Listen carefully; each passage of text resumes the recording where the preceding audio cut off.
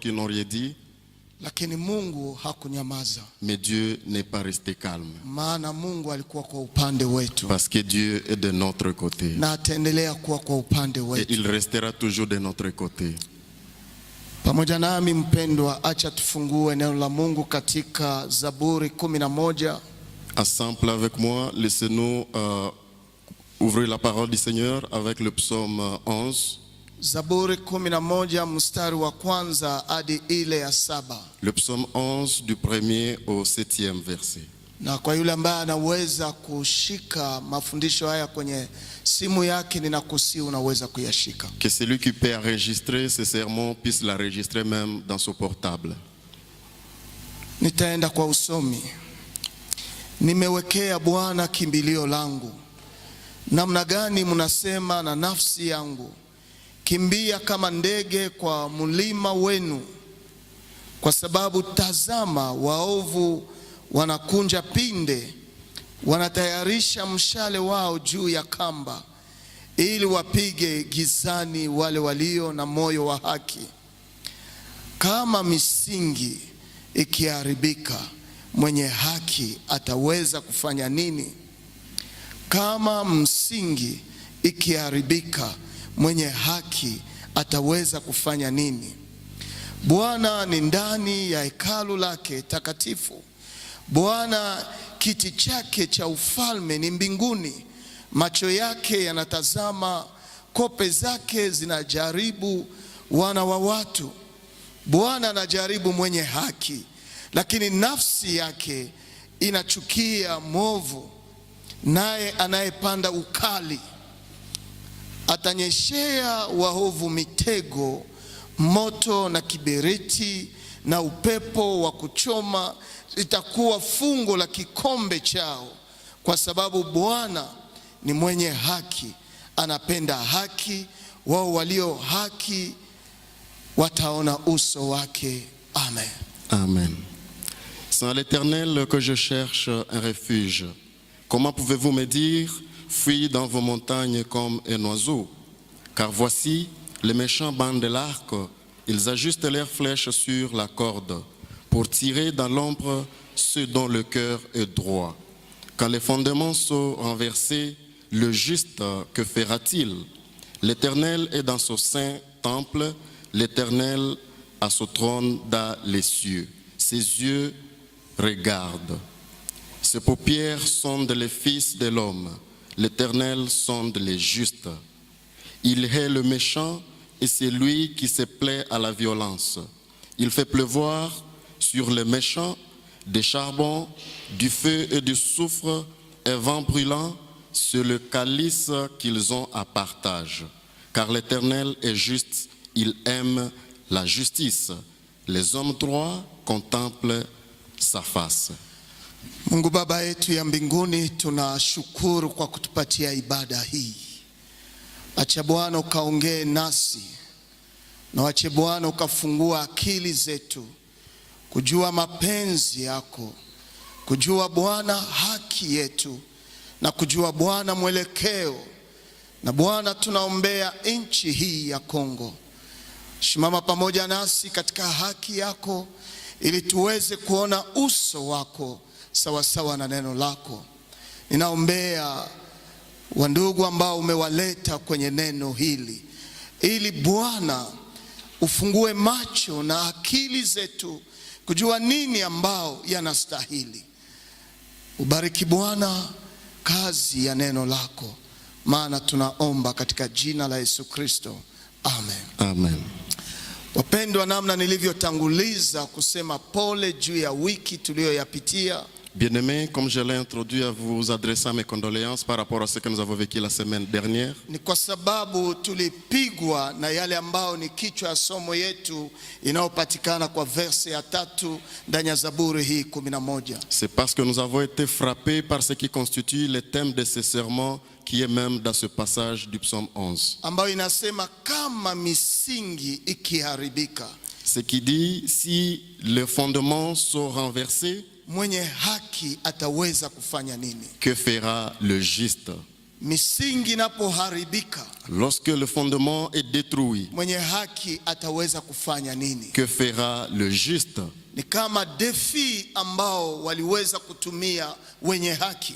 C'est comme un défi que les justes ont utilisé. Juu ya wakati mabaya ambao yanapotuangukia. Pour le moment difficile qui nous arrive. Juu ya wakati wa machozi na giza yanapotuangukia. Pour le moment de plaire et d'obscurité qui nous arrive. Juu ya wakati ambao l'injustice sociale inapanda juu. Pour le moment où l'injustice sociale atteint son apogée. Juu ya wakati ambapo sheria imepoteza nguvu yake katika jamii. Pour le moment où même la loi perd sa force dans un pays. Ndio maana mwandishi huu Daudi anasema wakati kama na hii misingi ikiharibika, sisi kama wenye haki tutafanya nini? C'est pourquoi le psalmiste, l'auteur de ce psaume comme David écrit lorsque le fondement se détruit, qu'est-ce que nous ferons comme juste? Na hii haihusiki na mtu fulani.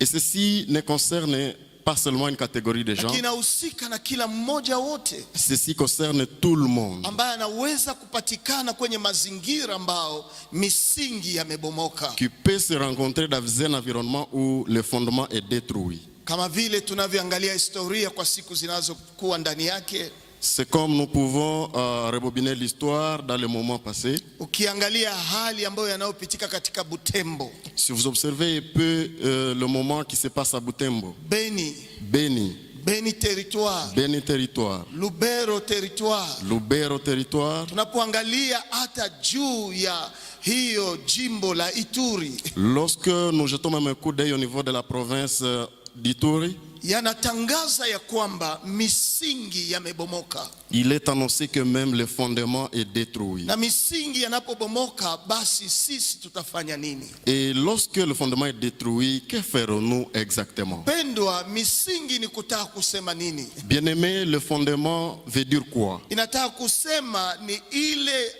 jambo ambao wanakusanya juu ya kutoa mwelekeo kwa maisha ya watu. Ceci veut tout simplement dire l'ensemble d'éléments qu'on peut donner pour donner de l'orientation aux gens. Hizo ndio misingi ambayo tunazungumzia hapa. C'est là les orientations ou la base dont nous voulons parler. Nchi yetu ya Congo, notre pays, le Congo, ina misingi yake. A ses fondements. Na misingi hii yanaongoza nchi hii. Et ces fondements dirigent ce pays. Na hakuna ingine msingi ambayo inaweza kuwa juu ya yale ambayo yamekwisha kuwekwa. Et il n'y a pas d'autre base qui peut être au-dessus de ce qui est déjà préétabli. Nchi yetu iliweka misingi gani?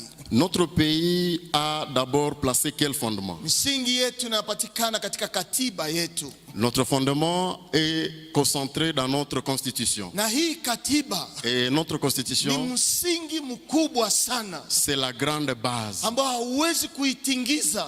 Que vous ne pouvez pas bouleverser. Uwe mwanasiasa, que vous soyez non politique, uwe raisi, que vous soyez président, uwe mwenye kuongoza chumba ya mahakama, que vous soyez celui qui guide même un tribunal, hauwezi kuisukuma mbali. Vous ne pouvez pas écarter la constitution. Maana hii ndio msingi ambayo inaweza kutunza maisha ya Wakongomani. Parce que c'est cette constitution qui peut même soigner la vie des Congolais. Yanaweza pia kuwaelekeza katika maisha. Elle peut aussi orienter même les Congolais dans la vie. Yanaweza pia kuwahukumu katika maisha. Elle peut même les condamner dans la vie. Ni msingi ambayo iliwekwa. C'est le fondement qui a été préétabli. Lakini tunapoangalia kwa wakati wetu, mais maintenant quand nous observons à notre époque, tunajiuliza, des fois il nous arrive de nous poser des questions. Msingi iliwekwa juu ituongoze, yanafanya nini kwa faida yetu? Ce fondement qui a été préétabli pour nous orienter, comment est-ce que nous l'utilisons à notre faveur? Na tukienda kanisani, et si nous allons même au niveau de l'église, kanisa pia na msingi yake. L'église elle-même a son fondement. Na msingi ya kanisa ya Kikristo, et le fondement d'une église chrétienne, ni Biblia. C'est la Bible. Hauwezi weza kuisukuma mbali. Vous ne pouvez pas l'écarter loin de vous. Hata uwe reverend, que vous soyez révérend, hata uwe papa wa Roma, que vous soyez même le pape, hata uwe président wa SCC kanisa ya Kikristo kwa Kongo, que vous soyez même le président de RVCC, l'église hata chrétienne au Congo, uwe representant legal ya communauté ya SEPSE, que vous soyez même le représentant légal de la communauté hata SEPSE, mimi Pasteur Kalipi même lui comme pasteur Kwa Kalipi, Polyglossa ici à hapa. Polyglossa, siwezi kuhamisha misingi ya Biblia. il ne peut pas vraiment s'écarter de cette base biblique. Lakini nini tunaitwa kujua Mais qu'est-ce que nous sommes appelés de savoir? ni kwamba C'est que wakati nchi inapoweka katiba juu ya kuongoza watu, lorsqu'un pays pose une constitution pour orienter le peuple, katiba wanaita ni sheria juu ya masheria yote. la constitution c'est la loi au-dessus de toutes les lois. Hakuna sheria ingine yoyote juu ya katiba yetu. Il n'y a pas d'autre constitution au-dessus de cette constitution. Haiko. Il n'y en a pas. Lakini masheria zingine zote Mais maintenant d'autres lois ambao tunasema ni sheria juu ya sheria zote dont nous disons c'est la loi au-dessus de toutes les lois yanaundwa kulingana na msingi wa katiba kuu. sont élaborées en rapport avec la grande constitution. Na kama sheria unaweza kuitosha juu ya jamii, Et si vous pouvez établir une loi pour une société, lazima yawe na nuru kutoka katiba yetu. il faut que cette loi s'inspire de cette grande Na constitution. kama inatoka kwa kichwa yako bila kuangalia nini katiba inaongea, Et si vous avez élaboré ceci selon vos propres pensées, sans consulter cette constitution, hapo utakuwa umekosea na umeanguka chini ya sheria, ici vous aurez abusé et vous serez tombé na même. sheria yatakuhukumu. Et la loi va même vous condamner. Ni hivyo hivyo hata ndani ya kanisa. C'est la même chose même au niveau de l'église. Hata kama unaweza kuunda kikundi chako cha kanisa, Même si vous pouvez initier votre groupe Mungu ecclésiastique, amekupa maono, Dieu vous donne une vision. lazima yale ambayo unayounda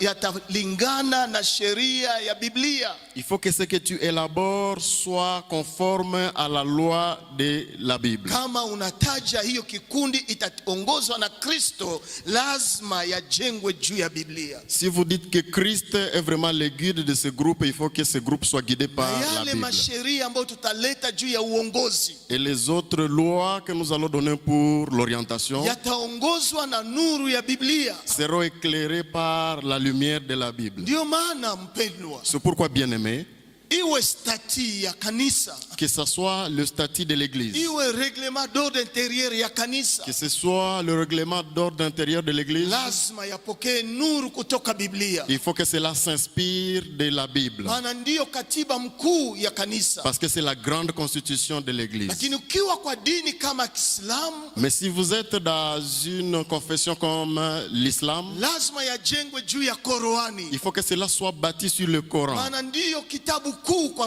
wao. Parce que c'est le grand livre pour les musulmans. Na ukiwa katika sekta ingine Et yoyote, si vous êtes même dans un autre secte que ce mutayajenga soit, kulingana na filosofia ya hiyo vous allez le bâtir conformément à la philosophie de ces na statuts. ukienda nje ya hiyo filosofia, Et si vous allez en dehors de cette philosophie, fahamu hapo misingi imeharibika. sache que la base sera déjà détruite. Na sasa katika nchi yetu Mais maintenant, dans notre pays, lazima tujue ya kwamba nous devons savoir que katika katiba hii kubwa dans cette grande constitution, kuna mlango ambao unaofunguliwa il y a une grande porte déjà ouverte. ndani ya artikle yake ya 22 C'est à son article 22 ambayo inaongea hivi: qui dit ce qui suit.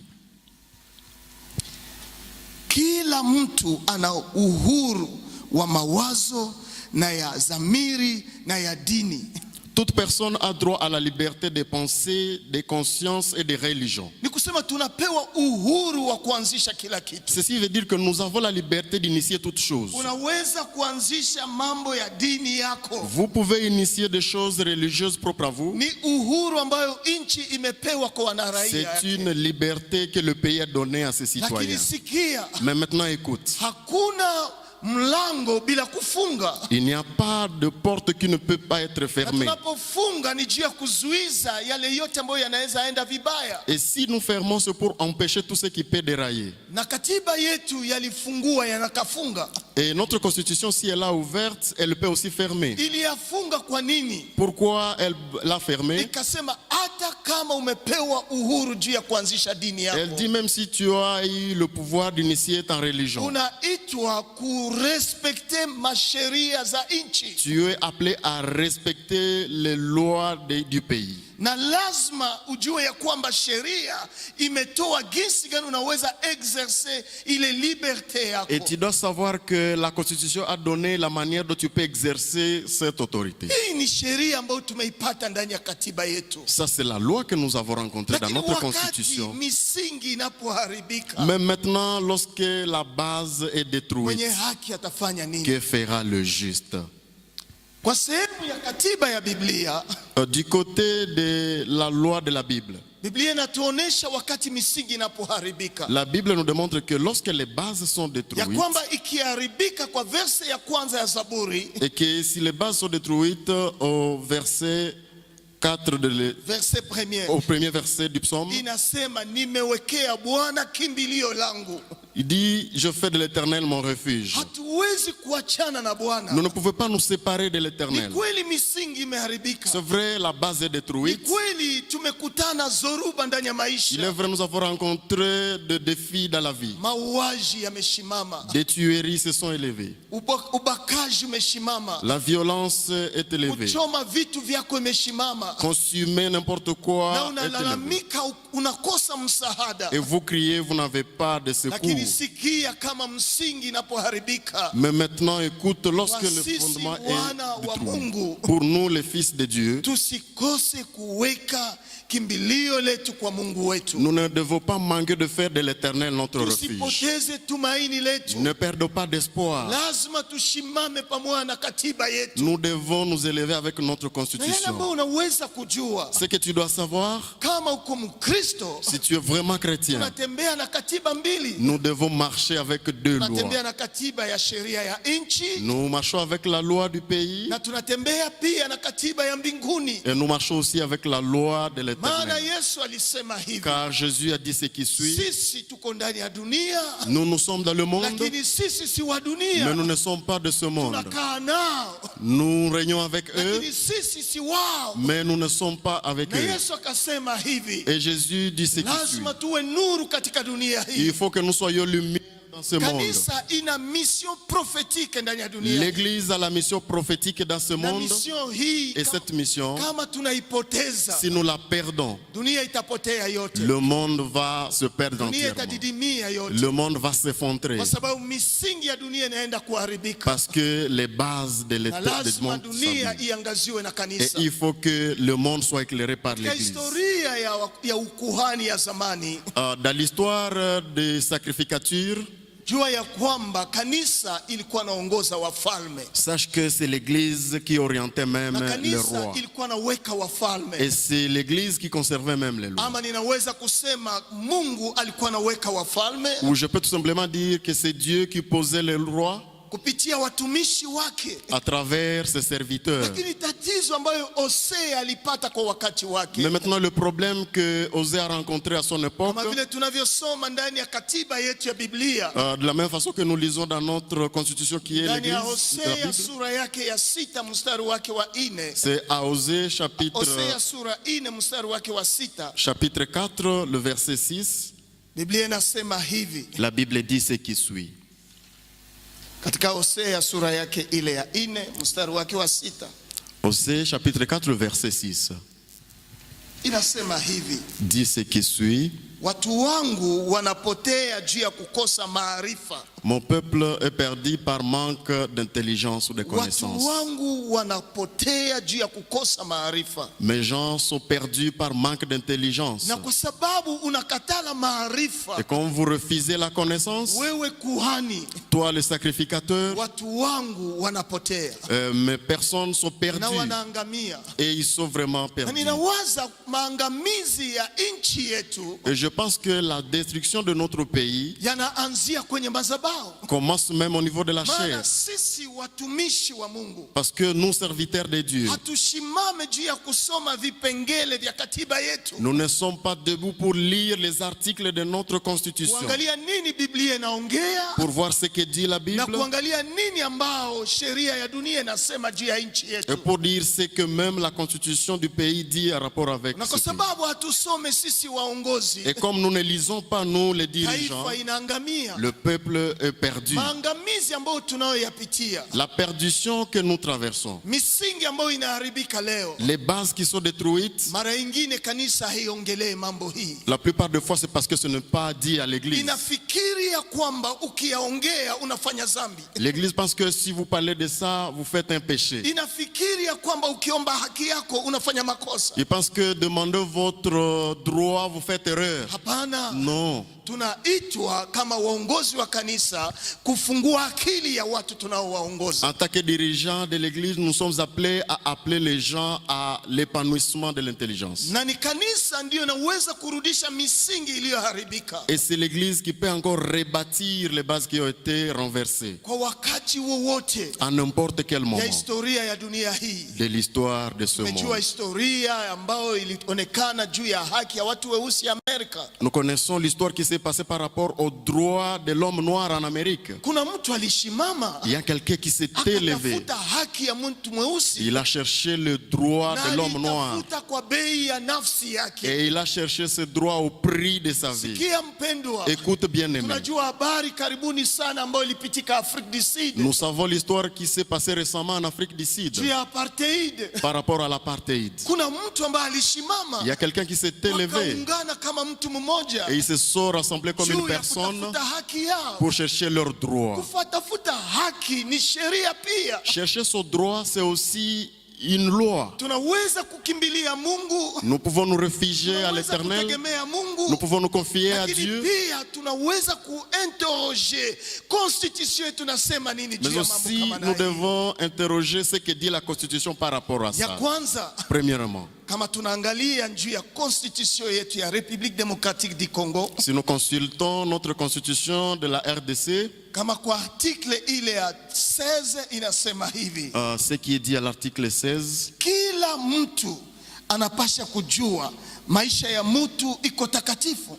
toute personne doit savoir que la vie humaine est sacrée. Iko takatifu, Elle est sacrée. haiwezi kuchezewa. Vous ne pouvez pas vous Na ni amuser avec. watu walikaa wakaandika hiyo, Et ce sont des hommes qui se sont assis pour écrire na cela. wanasema ya kwamba Et ils ont dit que katika hiyo article 16 ya constitution dans yetu cet article 16 de notre ya Constitution, kwamba hakuna mtu anaweza weka mwingine chini ya utumwa, personne ne peut asservir l'autre. hawezi kumtia chini ya utumwa, Vous ne pouvez pas l'humilier comme esclave. na pia hauwezi weza kumuweka chini ya kazi ya nguvu juu ya maisha yake, Vous ne pouvez pas le soumettre à un travail au-dessus de ses forces. na kadhalika. Et ainsi de suite. Kama sheria ya Kongo lisema hii, Si la loi du Congo a dit cela, mnawaza ni makosa kujua hii haki? pensez-vous que c'est une erreur de connaître ses droits? Mtu anakunyanyasa mpaka anakamata mke wako kwa macho yako. Quelqu'un vous torture jusqu'à même à violer votre propre femme sous vos propres yeux. Mtu anaweza kata kichwa mtu yako na anaichia kwa chungu na huko naona. Quelqu'un peut décapiter la tête de votre bien-aimé sous votre Ni vitu vision. ambavyo vilikuwa napita zamani, Ça s'est passé il y a longtemps, wakati ambapo sheria haikukua. quand il n'y avait pas de loi ou de Unajua constitution. mpendo ambayo huko hapa, Vous savez, bien-aimé, vous qui êtes ici, misingi ilianza kujengeka wakati gani? quand est-ce que les bases ont commencé à être bâties? Wengi wanasiasa wanajua ya kwamba La plupart des politiciens savent nyuma ya que vita ya kwanza ya ulimwengu après la Première Guerre mondiale, walijaribu kukusanya, ils ont essayé de rassembler. haikuwezekana. Ça n'a pas tenu. Vita ya pili ya ulimwengu ikatokea, La Deuxième Guerre mondiale est wakajaribu arrivée. kukusanya, Ils ont encore essayé de mwisho rassembler. wakatia sheria Finalement, ils ont ya posé une kwamba lazima constitution kuwe uhuru juu ya maisha ya mwanadamu, qu'il faut qu'il y ait une liberté par rapport à la vie de l'homme. na lazima watu watembee kama watu, hapana kama nyama. Et il faut que les gens se conduisent comme des humains et pas comme des animaux. Ikaendelea kuteswa wana Afrika Ceci a continué à torturer les Africains. mpaka tunasikia historia kwa miaka 60, kwa 1960 Jusqu'à ce que nous consultons l'histoire en 1960, kuna wazee waliotoa maisha yao il y a vraiment de vieux qui ont sacrifié juu leur ya vie kutetea uzima ya mwanadamu, pour plaider par rapport à la vie de l'homme, juu ya kutetea haki ya binadamu, pour défendre le droit de l'homme, juu ya kutafuta uhuru kutoka katika utumwa ya Kongo viwango aliyokuwa juu yao. pour chercher la liberté par rapport à l'asservissement Na qu'ils ont hii subi dans ce Congo. waliyafanya kwa damu. Et ceci a été fait au prix de la vie. Waliyafanya kwa damu. Au prix de la vie. Wa intellectuel mko hapa. Les intellectuels, vous êtes ici. Wa politiciens mko hapa. Les politiciens, vous êtes Wana ici. sheria mko hapa. Les hommes politiques, vous êtes Na ici. nyinyi wengine wote. Et même tout le monde. Unajua haki yako? Est-ce que tu connais ton droit? Maisha yako iko sacré. Ta vie est sacrée. Na lazima iwe protégée. Et il faut qu'elle soit protégée. Na ndio maana Et c'est pourquoi inaweza kuwa ujinga wakati unasikia mtu anaongea c'est vraiment de l'ignorance quand tu peux attendre quelqu'un dire ya kwamba mtu hana uhuru wake. la personne n'a pas sa liberté. Na wakati ambapo haki misingi inapoharibika tunakimbia wapi Et sisi maintenant, Wakongomani? quand les fondements sont détruits, où est-ce que nous pouvons nous réfugier, nous Congolais? Tunaangalia nini ambayo ni misingi ambayo iliwekwa juu ya nchi yetu, Nous devons voir ce qui a été posé comme fondement dans notre pays. ili nitoke katika utumwa huu. Pour que je sorte de cet esclavage, Katika katiba hii ya Kongo dans cette constitution du Congo, hakuna mahali wanasema uchukue silaha il n'y a nulle part où on vous dit d'être doté d'une arme, wewe kama raia, toi comme civil. lakini wanakuita usukume wenye kuongoza wakufungue katika utumwa wako. Mais on t'appelle à motiver tes dirigeants à te poser même dans ta liberté. Na hii ndani ya article 26 ya constitution yetu Et c'est pourquoi dans cet article 26 de notre constitution, inasema hivi: il est dit ce qui suit. kila mtu ana ruhusa ya kufanya manifestation Toute fulani, personne a la liberté de se manifester. na anaweza kuandikia mwongozi wa nchi ambaye anakaa ndani yake. Il peut même s'exprimer par écrit à son dirigeant de son pays. Anaweza andikia wa autorité administrative ambao wanakuwa, Il peut même écrire à ses autorités administratives ili wamjibie na kumuingiza kwenye manifestation. pour qu'elles le répondent et le fassent entrer même dans la manifestation. Na anaifanya kulingana na sheria, Et ceci doit être fait conformément à la loi. kwa sababu sheria imeweka jinsi gani unaweza kumanifeste. Parce que la loi a déjà traité cette question de comment tu dois manifester. Kama kichwa yako na waza kumanifeste ni zambi, unadanganya. Si ta tête là pense que manifester c'est un péché, tu te trompes. Ni droit yetu, C'est notre maana droit. tumeangamia Parce que nous sommes na perdus. juu hatuna nguvu ya silaha. C'est parce que nous n'avons pas aussi cette force d'utiliser des armes. Haturuhusiwe kubeba silaha kwa Nous mikono ne kama sommes raia, pas autorisés d'être dotés des armes, nous comme lakini civils. tunaweza kumobilize watu. Mais nous pouvons mobiliser les Hata personnes. wewe mwenyewe unaweza ingia kwa barabara Même toi seul, tu peux marcher na sur la route. unabeba bango kubwa ama tablo kubwa, unasema mimi nakatala hiki. Avec des calicots sur lesquels est écrit « Moi, je refuse ce Ni qui... » sheria yako, C'est ton droit. ni sheria yako. C'est ton droit. Lakini unajua Mungu iko, Mais tout en sachant que Dieu existe. maana umetia tumaini kwa Mungu, Parce que tu espères en Dieu. na unajua Mungu ni mwaminifu. Et tu sais que Dieu est fidèle. Lakini pia unakamata mkono ingine, Mais maintenant, dans une autre main, unaingia ndani ya kazi tu entres en travail ili ureklame droit yako. pour réclamer ton droit. Nehemia aliifanya. Néhémie a fait ça. Nehemia aliifanya, Néhémie a fait ça.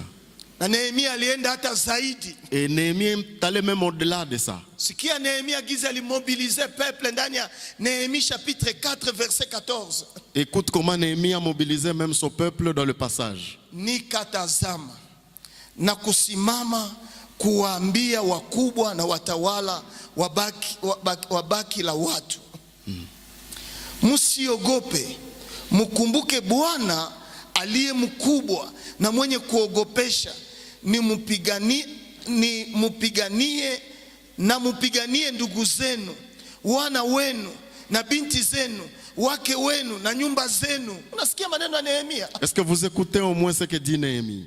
Saa ingine tunaogopa kupigania walio wetu juu hatujue sheria. Des fois, nous avons peur de défendre nos bien-aimés parce que nous ignorons la loi. Na hii ni kosa inaanza kumazabao. Et ça, c'est une erreur qui commence par ici, par la Sisi chair. wachungaji tunawayalisha tu maverse.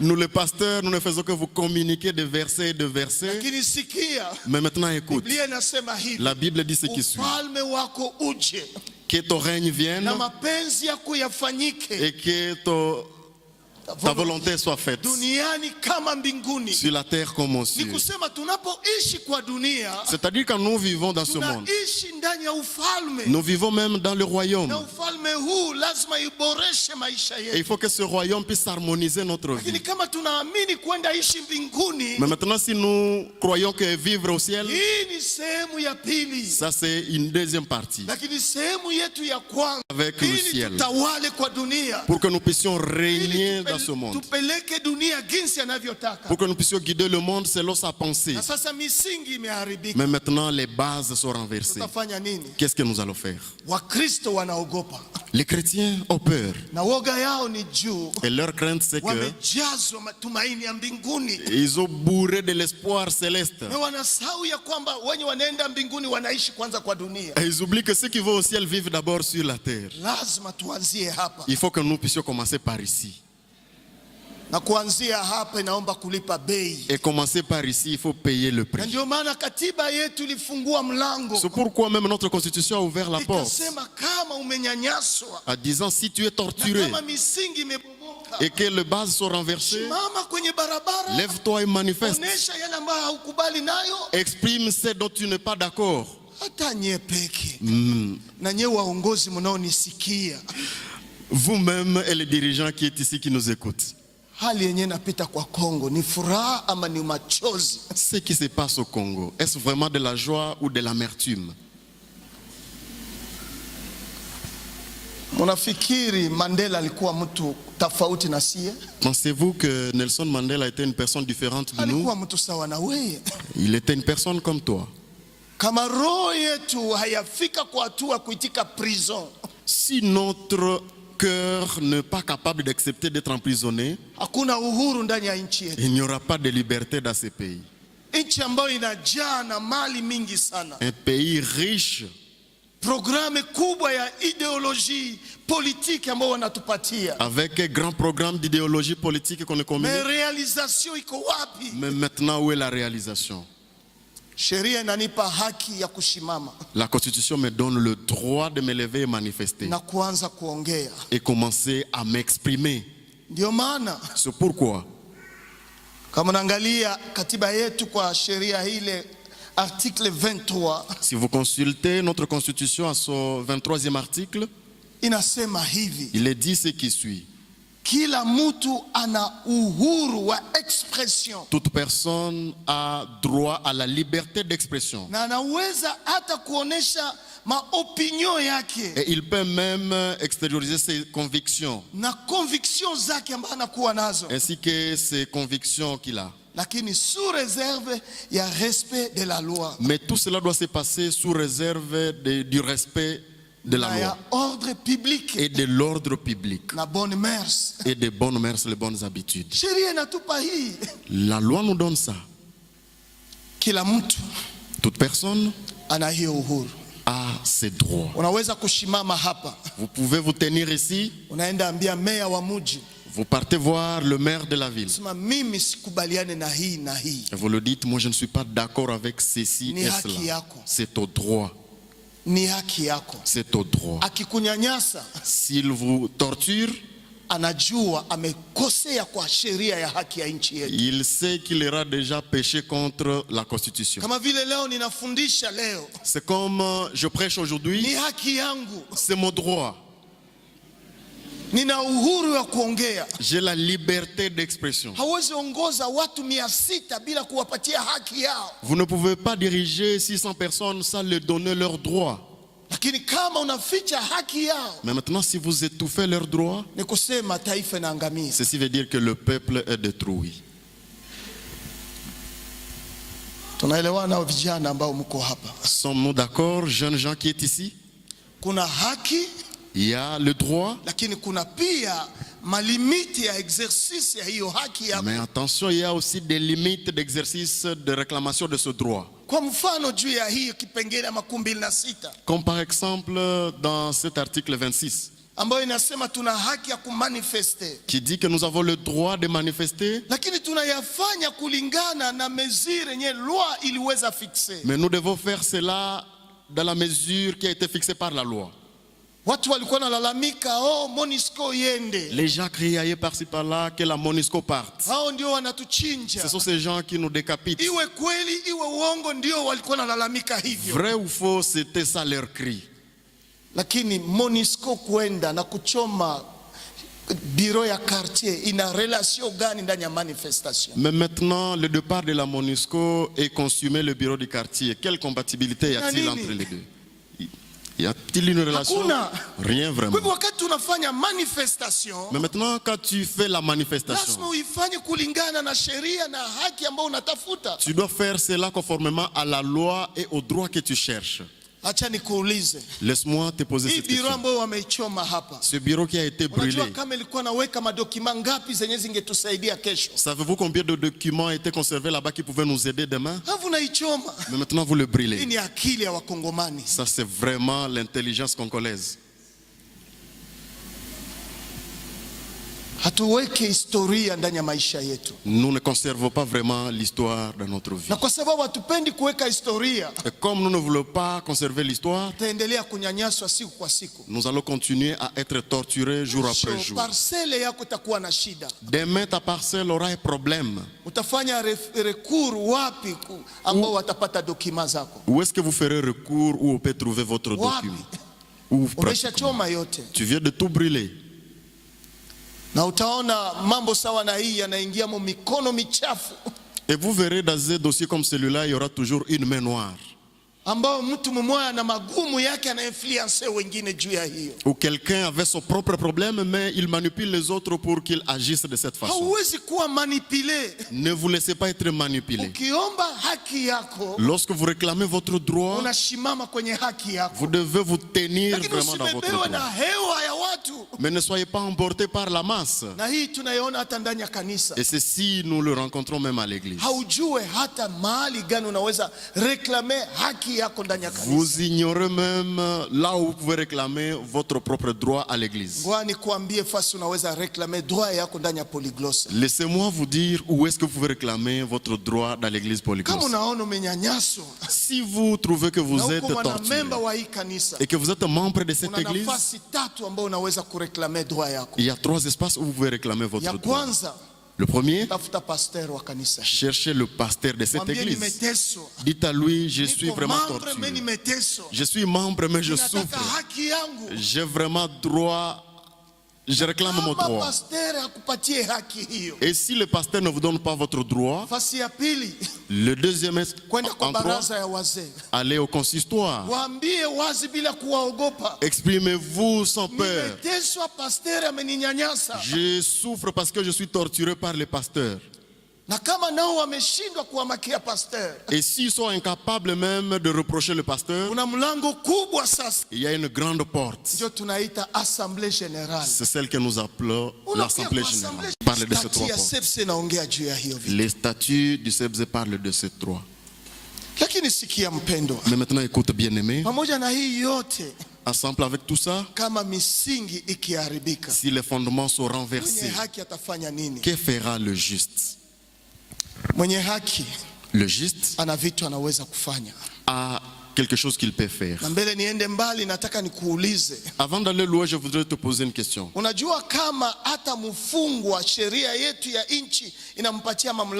Savez-vous que même le prisonnier, notre loi du Congo lui donne du pouvoir? Ça donne même sa propre liberté. Ça lui donne vraiment ça. Et ça c'est vrai.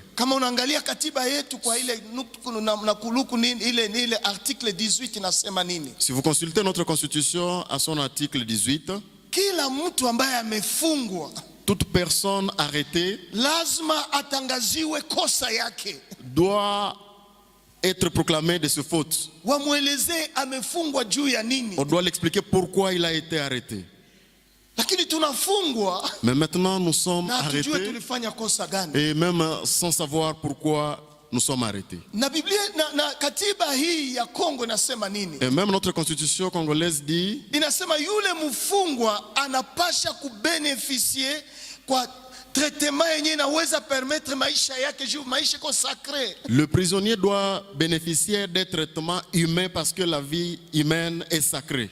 Iwe santé physique, Que ce soit la santé iwe physique, santé mentale, que ce soit la santé mentale, lazima dignité hiyo waichunge. il faut que sa dignité soit conservée. Lakini wanaweza funga mtu, Mais maintenant, on peut emprisonner quelqu'un munashindwa na tunashindwa kwenda kusema huyu mnamuuia bure. et nous sommes incapables d'aller dire cette personne est innocente. Na ndio maana watu wanateswa. C'est pourquoi les gens souffrent. Mnawaza mkono gani ambao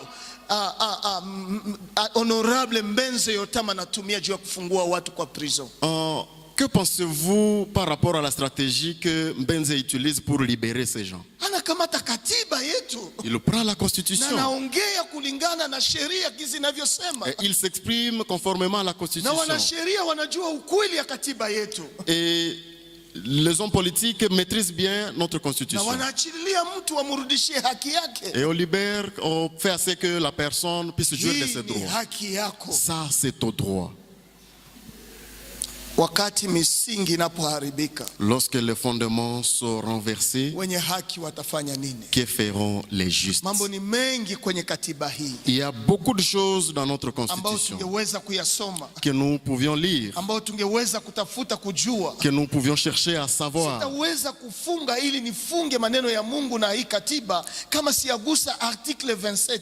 Je ne saurais pas conclure la parole du Seigneur sans toucher vraiment l'article 27. Una haki wewe kama mtu binafsi Vous avez le droit en tant que personne ya humaine kuweza kufanya petition kwa autorite wa nchi, de faire une pétition à l'autorité du pays, kwa mtu ambaye anayetuongoza. à la personne qui nous dirige. Kama vitu haviendeke vizuri, Si les choses ne vont pas bien, hauhitaji mpaka sie wote tujiunge na mawazo vous yako, n'avez pas besoin que nous tous nous puissions adhérer à votre lakini idéologie. wewe umeshajua ukweli, Mais maintenant, toi, tu maîtrises la vérité. umepewa ruhusa Tu as le droit ya kuweza fanya petition de faire une na pétition. kuanza andika vibarua. Commencez à écrire des Una lettres. hiyo haki Vous avez ce droit ya kuifanya de faire na ça kushimama, et de t'élever. na sheria yetu pia inatupa ruhusa Et notre constitution nous donne wakati l'autorisation. unaweza fanya meme manifestation fulani, Quand vous faites n'importe quelle manifestation, unaweza onesha picha ya mécontentement yako, vous pouvez même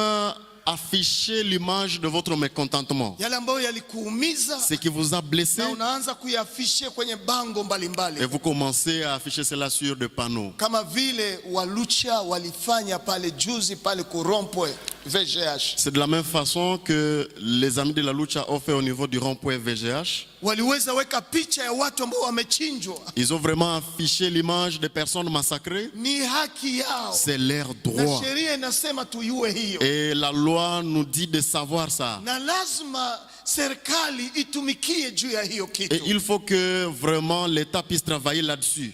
Ninafurahia sana Makufuli, rais ambaye aliyetuacha pale Tanzania, J'apprécie beaucoup le feu Makufuli qui nous a abandonnés il n'y a pas longtemps, mtu ambaye alitaka kujenga nchi yake katika haki ya katiba yao, quelqu'un qui voulait bâtir son pays vraiment sous la loi. mahali ambapo aliona viendeke aliendesha mambo. Là où il voyait que ça n'allait pas, il a corrigé. Na ninakumbuka mahali ambapo siku moja alishimama kwenye shule ya masomo, Je me rappelle qu'un jour, il s'est tenu même dans la cour d'une école, mahali ambapo sheria ya mataifa juu ya haki ya binadamu inasema usipige mtoto fimbo, là où la loi internationale interdit de fouetter les personnes. lakini Makufuli alisema hii ni mambo yenu, hao watakula fimbo. Mais maintenant, Magufuli a dit ça vous regarde, mais ces gens seront fouettés. Walimu wanakufundisha na wewe ukia wazarau, Les enseignants vous enseignent, mais vous les méprisez. lazima ukule fimbo, Il faut que vous fouettez. na katiba ya mbinguni inakubali hiyo. Et même la loi céleste est d'accord avec Kama ça. mtoto asikie chia fimbo kwa matako yake, Si un enfant ne veut pas obéir, fouettez-les. kwa mfano Exemple. hata ndani ya nchi yetu Même dans notre pays, unafanya manifestation yako si vous manifestez, na alafu unaingia kwa barabara, vous entrez au bord de la route, unashindwa kuheshimia sheria za barabara, vous n'arrivez pas à respecter la loi, les codes de la unahitaji route, kutunza mali ya umma. comme tu es appelé à respecter l'environnement.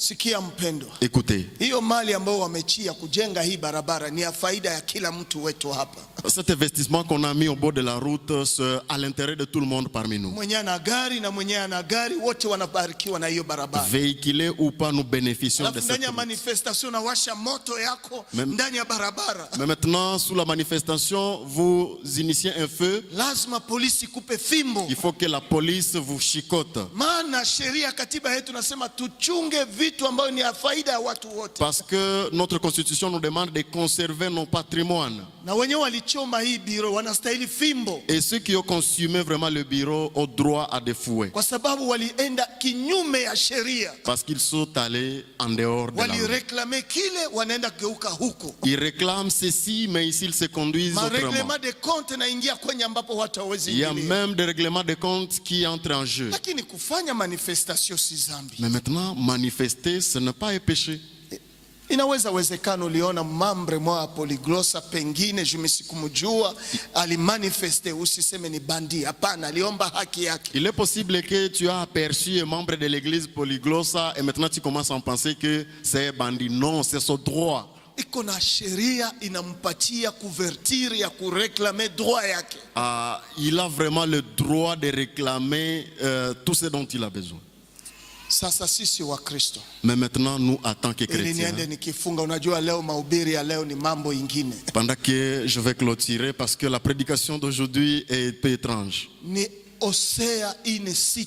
C'est Osée 4, verset 6. Maana watu wanapotea juu ya kutokujua. Parce que le peuple est perdu à cause du manque de connaissances. Najua wana sheria ambao wanajua. Et comme ils n'ont pas de constitution qu'ils maîtrisent, wanaweza kuongea juu ya sharti ya oni ya kwamba kisha 18 jours watu wanaweza manifester MONUSCO taenda. Bongo yako wewe. ils peuvent parler de la charte de l'ONU qui dit après 18 jours nous pouvons arriver à refler la MONUSCO. Vous vous trompez. Hakuna mahali ambapo inaandikiwa ndani ya sharti ya oni. Cela est écrit nulle part dans la charte de l'ONU. Hakuna.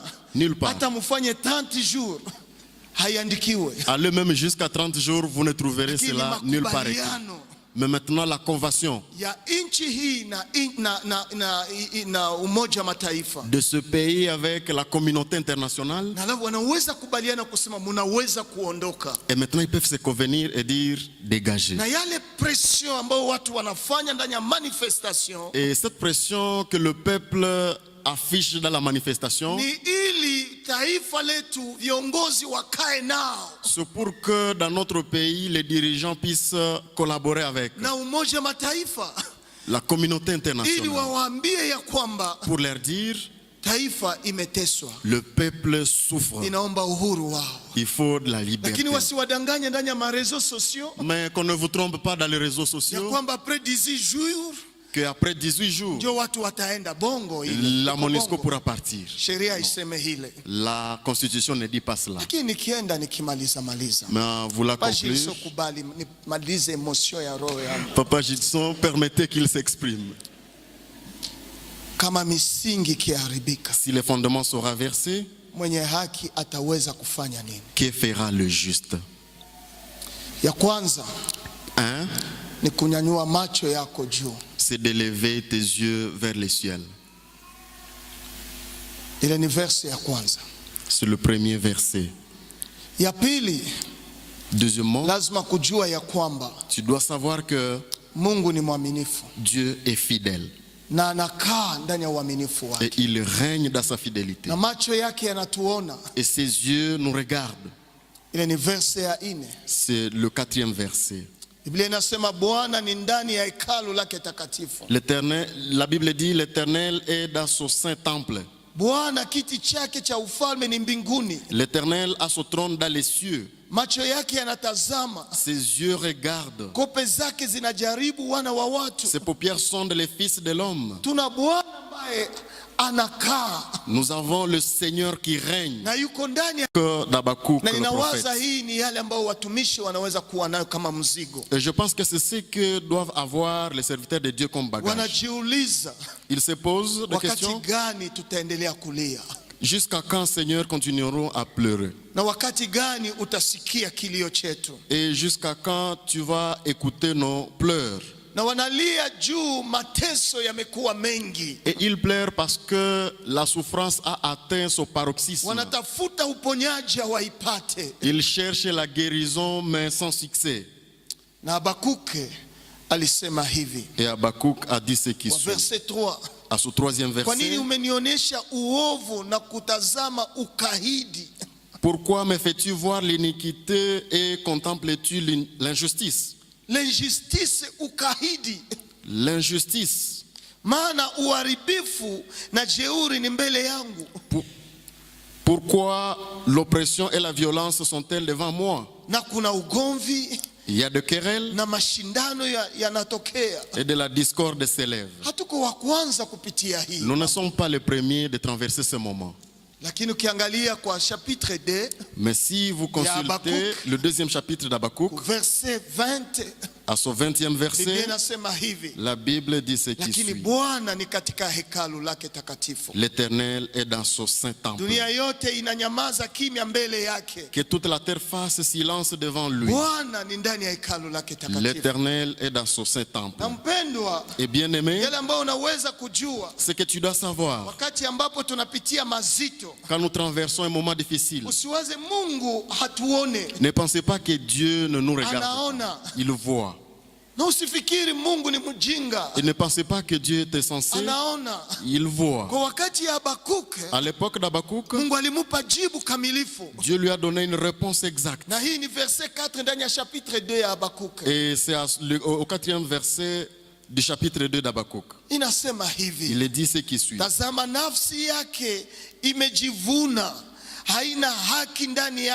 Voici son âme s'est enflée, elle n'a pas droit en lui.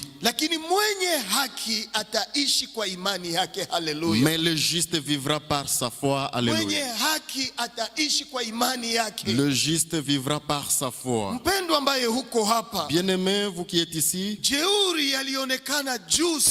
la violence a été vue vraiment à son apogée. À l'époque d'Habakkuk. Chapitre 2 verset 17 inasema hivi. Son 2e chapitre verset 17, il dit ce qui suit. Car les violences contre le Liban retombèrent sur toi et les ravages de bêtes t'effrayeront. Parce que tu as répandu du sang des hommes et comme des violences dans le pays, contre le village et tous ses habitants. C'est vrai. Le sang coule en suffisance. Mais maintenant, nous, avec notre constitution céleste, la Bible dit les justes vivront par leur foi. Nous croyons que Dieu existe. Nous croyons à ce jour de délivrance arrive. Et nous croyons que vraiment ce pays ne restera pas tel qu'il est. Pourquoi est-ce que je dis cela? Si vous revenez au psaume 11, le 6e verset dit ce qui suit. Le 6e verset. Moto na kibiriti na upepo na kuchoma zitakuwa fungo la kikombe chao. Il fait pleuvoir sur le méchant des charbons, du feu et du soufre, un vent brûlant sur le calice qu'ils ont à partage. Mungu atavenger kwa nafasi yetu. Dieu vengera à notre faveur. Kuna siku Mungu atashimama. Il y a un jour Dieu s'élèvera. Hakuna mtu ambaye alijua ndani ya historia ya kwamba personne ne pouvait imaginer dans l'histoire que wasujaa wanaweza kuwafunga na waweze kusamba. Les hommes forts peuvent être emprisonnés et entrer en jugement. Je le crois. Je le crois. Damu iliyomwangika Libya, le sang qui a coulé à Libye, itasamba siku moja, watu watasamba juu yayo. Entrera en justice un jour et les gens seront condamnés. Je crois à cela. Damu iliyomwangika kwa Kongo, les gens qui coulent au Congo, wataongea juu yake siku moja. En tout cas, il y aura des procès par rapport à ça. Tunaweza waza kwamba tufanye mabaya na iendelee. Nous pouvons croire que nous pouvons faire le mal et la vie va continuer. Kutakuwa siku, mais un jour, watu watasamba. Les gens entreront en jugement. Wataeleza juu ya hii. Les gens seront interrogés. Hapa siongee juu ya kwenda samba mbinguni. Et ici, je ne parle pas de jugement céleste, non. Yote mabaya yatalipwa hapa chini ya jua. Tout le mal sera payé ici sur la Hapa terre, chini ya sous le jua. soleil. Yatalipwa. Tout sera payé. Yatalipwa. Sera payé. Ninaamini hiyo. Je crois à ça. Na naomba Mungu nionake ile siku. Et je prie que Dieu puisse me faire voir ce jour-là. Ambao Mungu atamwanga hiyo moto juu ya kichwa chao. Où Dieu fera pleuvoir ce feu au-dessus de leur tête. Kwa nini nasema hivi? Pourquoi est-ce que je dis cela? Ni kwa sababu verse ya 7 inafunga kisomo yetu kisema hivi. C'est parce que le 7e verset conclut notre sermon en disant ce Kwa qui suit. sababu Bwana ni mwenye haki. Car l'Éternel est juste. Anapenda haki. Il aime la justice. Wao walio haki wataona uso wake. Les hommes droits contemplent sa face. Alléluia. Mungu ni mwaminifu. Dieu est fidèle. Na anapenda haki. Et il aime la justice. Na siku moja Et un jour, tutaona uso wa Bwana. nous verrons la face Uso du hii Seigneur. siseme kwenda iona kule mbinguni, hapana. Je ne parle pas de voir cette figure au ciel. Tutaona intervention ya Bwana qui rendre justice kwa watu ambao waliteswa. Nous verrons l'intervention de l'Éternel en train de faire justice à ceux qui ont été torturés, affligés. Wanaweza kufichama leo, Ils peuvent se cacher aujourd'hui, lakini damu yao ambao wamemwanga haifichame. mais le sang qu'ils ont coulé ne peut se cacher. Wanaweza fichama, Ils peuvent se cacher, lakini damu inalia kama siku ile ya Abeli. mais le sang continue à crier comme à l'époque d'Abel. Na inalia. Et ce sang crie. Wewe ambaye uko hapa, Vous qui êtes ici, tembea katika haki. marchez droit dans la justice. Fanya maneno ya haki. Faites toutes choses bonnes. Unaweza fanya ndani ya maficho, mapuchi yenyewe unaweza fanya. Vous pouvez agir à cachette tout ce que vous faites malhonnêtement, Ili conscience yako mais ta conscience itakuwa éclairée na justice. va toujours t'éclairer avec Na justice. justice tutakwambia hii ni kweli. Et la justice te dira toujours que ceci, c'est la Na uongo vérité. yote ambao utashimamisha, Et vous tous qui essayez d'élever, mabaya yote ambao unaweza shimamisha, le mal que vous élevez, unaweza kutuficha hayo. vous pouvez nous les Na cacher. itashimama siku moja mbele yako. Mais un jour, cela se dressera devant vous. Utayalipa. Et vous le payerez. Wale watu watalipa wenye wako na chinja watu. Tout ce monde-là payeront ceux qui sont en Kama train ni de complot massacrer inaanza les gens. kule yulu kukichwa kuanzia mchumba ya rais Si c'est un complot qui commence au-dessus de notre pouvoir, même dans la chambre secrète du mpaka président, kwa chumba nyumba 10, jusque même au niveau de notre chef de mpaka 10 kwa maisons, nyumba zetu ndani ya maraia, jusque même dans nos familles ubaya civiles, inakaa ndani. le mal est parmi nous. Fahamu ya kwamba Sache-le bien que yatafunuliwa. cela sera révélé. Maana ni muda sasa Mungu anataka kujionesha. Car il est temps et le temps approche où Dieu se Muda ambao montrera. tutaona majijema zinatokea. Et le moment arrivera où le jugement Na va wenye encore tulikuwa na revenir. wazia tutawaona. Les gens que nous ne pouvions imaginer, nous allons le voir. Nakusihi, tembea katika haki. Je te supplie, marche Maana droit dans la Mungu justice. anapenda haki. Car Dieu aime la Maisha ya justice. kuongea nyuma mgongo haina faida. La vie de parler derrière les dos des autres Maisha n'a ya pas uficho d'intérêt. haina faida. La vie de se cacher Fanya n'a pas mambo d'intérêt. katika haki. Fais toutes choses avec justice. Kama kuna vitu ya kureklame, S'il y a des choses à réclamer, reklame hayo officiellement réclamez cela officiellement, kulingana na haki yako. conformément Ili à, Mungu à akupe tes haki droits. yako. Et que Dieu te donne tes droits. Mungu awabariki Que Dieu vous na bénisse Mungu awalinde. et que Dieu vous protège. Mungu atupe kujua kulalamikia juu ya haki yetu. Et que Dieu nous donne la force de savoir réclamer nos droits. Na ukitaka unaweza sambaza mafundisho Et haya si vous voulez, vous pouvez diffuser ili cet watu enseignement watoke ndani ya ujinga. pour que les gens sortent de leur manque de connaissances. Na ukitaka unaweza ipelekea hata meya wa mji, Et si vous voulez, vous pouvez amener ces enseignements au maire ili de la meya ajue nini polyglossa imeanza pour que mafundisho, le maire de la ville sache que Polyglos a commencé l'enseignement na watutumie watu wao et que nous amène ili des personnels turudishane kwenye sheria. pour que nous puissions encore nous ramener dans la loi, le règlement. Awabariki. Et que Dieu vous bénisse.